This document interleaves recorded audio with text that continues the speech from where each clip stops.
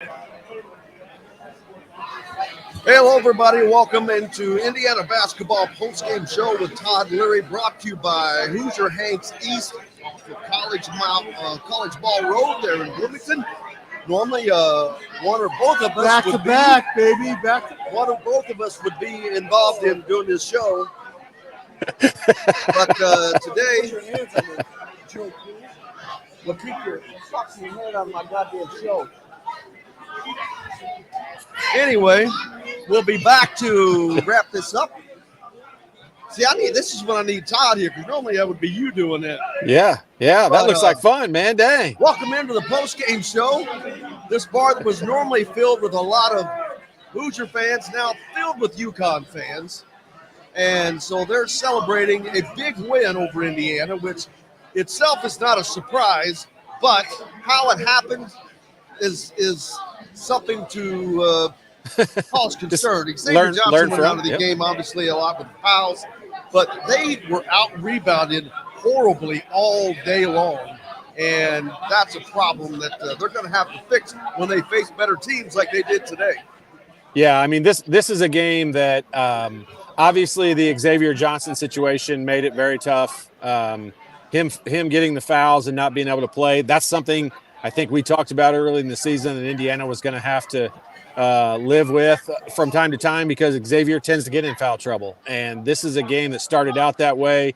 This is one of those games against a really good opponent that is probably the worst possible time that could happen. And it was just it was frustrating from the standpoint of I just didn't feel like Indiana ever looked comfortable. I think Malik Renew is really the only guy that looked comfortable and looked good and looked like he belonged out there on the floor. I think everyone else, I set my expectations at this game as I hope that Indiana looked competitive and looked like they belonged to be in a game with a top 5 team. And I don't think that I come away with that with that from what I saw. And Indiana has a long ways to go. I think we all have understood that and agree with that statement. But I thought today they would look better. I thought they would look more comfortable. I thought they would be more involved in the game. It ended up being a 20-point game. It felt like a 20-point game the whole time, even when Indiana would cut it to under 10 several different times in that second half. I don't think it ever really felt that close. But, just a tough one against a good team. You can't play that way against a good team and expect to win. He can't hear me, so. We talked about rebounding being a problem and that the guards were not being a big part of that. Well, today's leading rebounder for UConn was one of their guards, both in the first and second half. He pulled down, he finished the game with 11 rebounds. Tristan Newton was doing a tremendous job pulling boards down, and Indiana just didn't get much at all from their guards in any way today. I know I mentioned Xavier come in with an injury. You didn't know how much you were going to get from him anyway, and then he gets 2 and then 3 quick fouls, and you knew his day was kind of shot at that point. Malik Renew obviously was Indiana's go-to guy all day. Man, he was shooting the ball 7 of 9, 18 points, 4 of 4 at the free throw line, but he wasn't getting much help. Kelly Ware did score 11 points. He was 2 of 10. He got most of his points at the free throw line. Both of his shots that he hit were 3-pointers. Right. He got nothing in the inside. And I sent out a stat that Indiana had gotten beaten mainly on 2-point shots. They just got outshot today by a good shooting UConn team. Yeah, I mean, Indiana, again, I think Malik Renew looked great. I think he looked comfortable. I think if we had guys that had his composure and poise in the basketball game, I think we would have had a lot better chance. But, the big thing that stood out to me in a game like this is 5 assists. Like, Indiana finished the game with 5 assists. Yes, getting out-rebounded. We mentioned that in the last Wright State game against a much smaller opponent. They got out-rebounded. That appears to be something that they're going to battle throughout the season and have to have everyone involved. Xavier's a good rebounder as a guard, so he could have helped in that scenario, but he didn't play very many minutes because of foul trouble. So, the 5 assists is almost hard to believe in a college basketball game that The NBA is a lot more one-on-one. I know Indiana runs a lot of NBA-type sets, but to finish with 5 assists, 2 of those came from Gabe Cupps, who's a freshman guard. And I know, again, Xavier didn't play a whole lot, but still there's got to be other guys that get involved. And I would have thought Trey Galloway would have kicked in a little bit better in that regard. But, Trey, I thought, is maybe the second guy that looked pretty comfortable out there. He looked okay. He looked comfortable. He looked decent, like he belonged out there. But that's really about it. Ware's inability to score on the inside, I'm not alarmed about, because I think a lot of the inside scoring might come from Malik anyway. And we'll use Ware to stretch the floor, but he's got to be a better rebounder. I mean, a guy like that has to dominate the boards. And I don't think he goes into the game with the mindset of dominating the boards. I'm still jacked up. I ain't going to lie, boy. Woo! We need to get you out of there. I'm full. I'm glad that it wasn't you sitting here instead of me. Because as am I. Would not have ended there. As am I. A little fun, but yeah. It's funny how this place was completely Indiana. This was Indiana. The Alumni Association had an event here early on, and it was all Indiana. And now it is nothing but UConn fans in here celebrating. But they have a lot to celebrate about. They have a good team coming back. They're 4-0 now, and they had beaten everyone by 34 or more points coming into this game. While it's not that, they took on a good team and yet won pretty decisively in every category. They outshot them. The free throw shooting was not horrible for Indiana today. And early on, the defense looked a hell of a lot better on the perimeter. But then UConn was able to start getting into the flow of their offense, and the fouls started adding up for Indiana with the different rotations, and it just seemed Indiana could not get into any flow offensively or defensively. Yeah. Well, for those of you that can't tell, Jim and I can't hear. Well, I can hear Jim, but he can't hear me. So he has to basically just watch and see when I'm done talking to start saying something. But he can't tell what I say. So just for your knowledge. But yeah, the difference in what Jim's saying in that point is UConn had an alpha dog in Tristan Newton. And Tristan Newton is a guy who had the ball in his hands a lot. And when he did, almost every time something good happened. He not only scored on the inside, he made an outside three-pointer. He led the team in rebounding. He was their go-to guy. He was very instrumental in their run last year in the NCAA tournament. This is not a big stage for him. It's a normal stage for him. And I think you heard the commentators throughout the game. Is whether you liked him or didn't like him. I think you would understand Jason Williams' point through a lot of what he was saying. And in Indiana, UConn plays 5 games in Madison Square Garden. I mean, that's the biggest stage a lot of these Indiana players have ever been on. And so, it's not shocking that Indiana didn't play better. I wish they had, obviously. I know we all wish that they had, but I'm also not jumping off the train yet, because this team has a lot of building to do. They've got a lot of things that they can get better at and be a very good basketball team. And I wish that Indiana had played better, for sure. But I want to remind everybody that every team, even this UConn team last year that went through the NCAA tournament, winning their tournament games by an average of 20 points, they had a real struggle throughout a part of their season. They started the year out great and then lost about 6 or 7 games almost in a row through the middle part of their season. So it's just part of sports. It's part of what happens. And unfortunately, Indiana did it early and played against a team that has several alpha dogs that took the game from Indiana. I would easily say if this was 2 teams that both shot poorly and Indiana came out of it and just didn't play well, I would feel a lot worse. UConn took it away from Indiana, and Indiana's got to find that guy, which usually is Xavier Johnson, that is their alpha. They got to figure out a way to keep him on the floor. This is going to repeat itself if Xavier Johnson gets himself in foul trouble, and that's a fact. And Indiana fans, I think, know it. They've seen it in past years, and it's just got to change. Mackenzie Mbako, another big point, topic of discussion. Today, fans were hoping that this would be the time that maybe with the big stage and the big lights that this is when he would show up, and yet he has still not man, it's getting to a point where now I see cause for a little bit of concern because he's been able to go up against lesser teams, lesser defenses, better defenses, and it's just not there.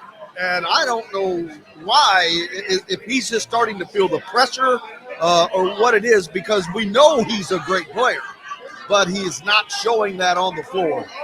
Yeah, and, if you watch the broadcast as I did, you heard Jay Williams call him out numerous times from a defensive perspective. He wasn't in a stance. He wasn't hustling. He wasn't playing hard.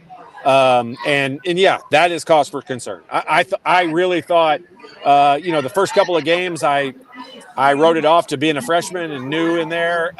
Today, it looked like lack of effort. And one of the things as an Indiana fan, and we love, he learned this from Coach Knight, but one of the things Coach Woodson does not put up with is lack of effort. And, I think he also gave him Mackenzie Mbako a little bit of a leash, a little bit longer leash maybe, as his first couple of games to see if he could get himself to fit in.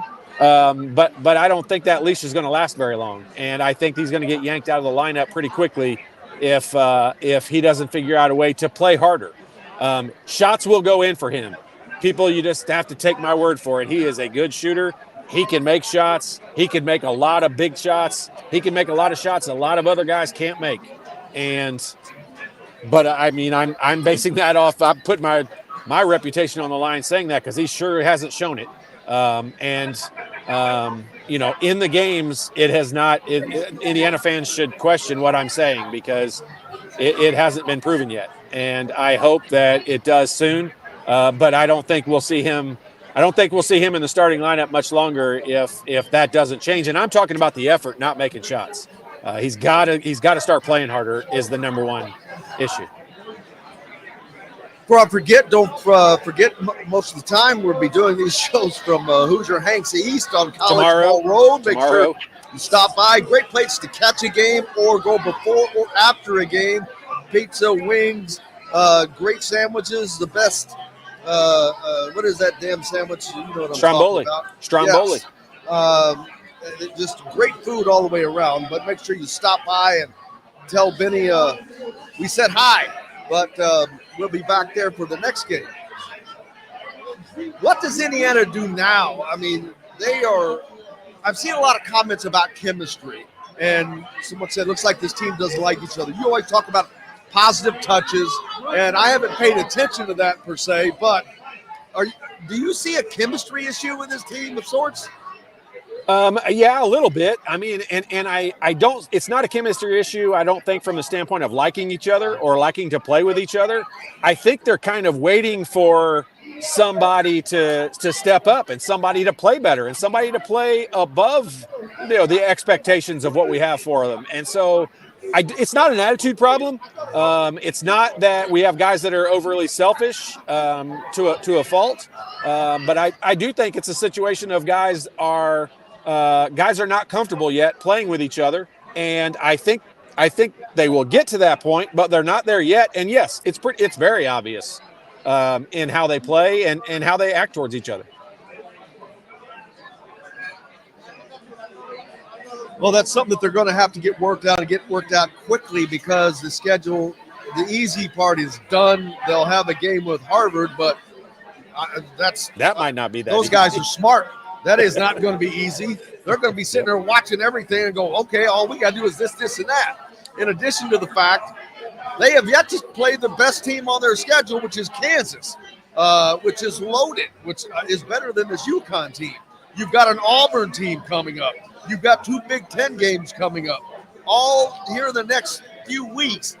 And they're not close to being in what I would call a competitive team right now. Yeah. No, you're exactly right. They're not. And this game proved that it's going to take a monumental effort for them to improve enough to be competitive in the Kansas game, possibly even the Auburn game.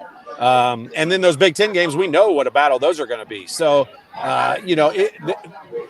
this is really going to test Coach Woodson's coaching ability / ability to get his guys get the most out of his guys, because so far they're not doing it on their own. They're not stepping forward, and they are not overachieving and making it easy on it. And coaches can be the beneficiary of players playing above their ability, and they can also put themselves in a tough spot when they have put their playing minutes behind guys that are not producing. And that's where it's at right now. And Coach Woodson is not a guy that will sit around and hope that these guys start playing hard.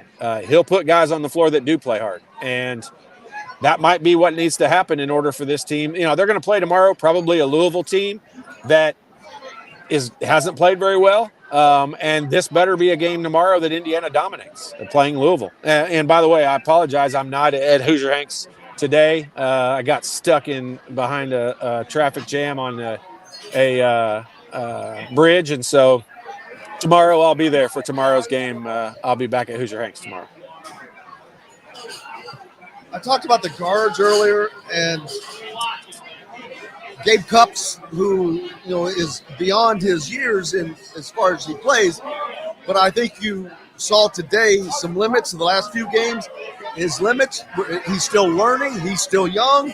He's playing against the big boys now. He's playing against guys that won a national championship last year. Right. Yeah.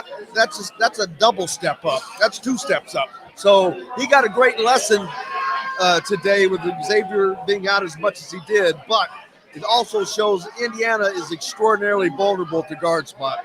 Yeah, and also I think Gabe Cupps probably mentally is probably as mature a freshman as Indiana is going to see in a while. I mean, he's a guy that when he comes out on the floor, he looks like he's been playing since he was 2 years old, which he has. But shooting that first air ball, he's a good shooter. You don't miss a shot by that much if you're not a little bit nervous. So I mean, let's accept it. Like he was a little bit nervous. I don't think I thought that he would be, but he was a little bit nervous. But that's okay. Like that's something to learn from. The next time he plays tomorrow at Madison Square Garden, it's not going to be the first time he's played at Madison Square Garden. So I expect more out of him. I expect him to play better.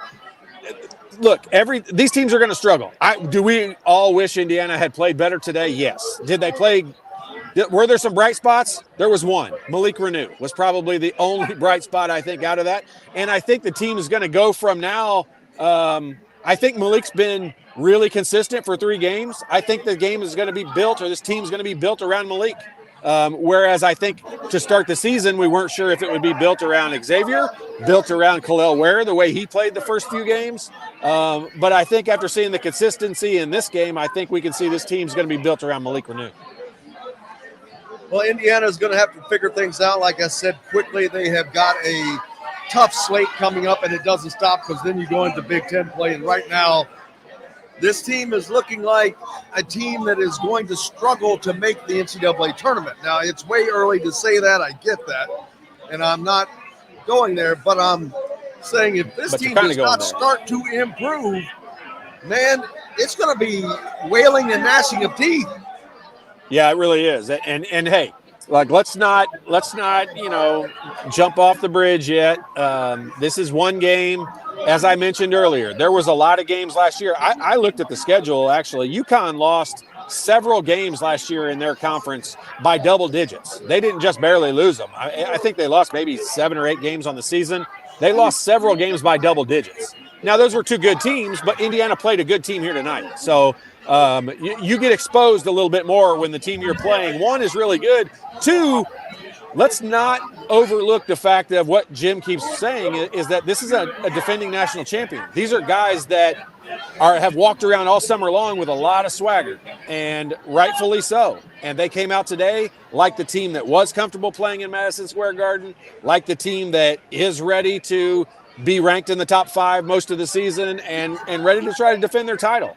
And Indiana doesn't have those credentials yet, but UConn didn't have those credentials to start the year last year either. And this is a learning process. And right now the process sucks because they learned a tough lesson today, and it's not fun as a fan to learn lessons. And I'm going to wrap it up a little earlier today because there's not a lot more to talk about. And But Todd, your last words on this game and going forward. As I mentioned, if you didn't know, he can't hear me, so he doesn't know the things that I've been saying along. So the way I'll leave it in this is kind of my last point that I made, in that this is a lesson that Indiana has learned. Hopefully it's not too many of these lessons you have to take. I mean, these beatings are not fun. Tonight is not going to be a fun night in New York for these guys. Coach Woodson is a player's coach. However, he's competitive and he doesn't like to put a product on the floor that looked like that. So they're going to have a lot of soul searching overnight. They're going to immediately be right back into watching film and getting ready for tomorrow's game. And they're probably going to play against a Louisville team unless they come out and surprise Texas this afternoon. And this is a game that Indiana has to come out tomorrow and play better. They can come back from New York on a positive note if they can come out tomorrow and dominate the game the way that they should. Well, tomorrow Indiana takes on a Louisville team that has been a really underperforming team. So I know fans are expecting not only a win, but a semi-solid win tomorrow. Yeah. And if not, boy, that's going to be a whole other discussion, and we'll be back for that. Of course, I'm back tomorrow morning. I can't believe tomorrow's Monday. So Indiana Sports Beat Radio back tomorrow morning. I'll be back to do that. And then we'll be back after tomorrow's Indiana-Louisville game as they take on the Cardinals here at Madison Square Garden in the winner of the loser. Third place game, yeah. The best loser. But big thanks to Todd Leary as always. Thanks to Hoosier Hanks East. Make sure you stop by over on College Mall Road. Thanks to Mustang Harry's here in Manhattan. For Todd Leary, I'm Jim Coyle. I will see you on the radio.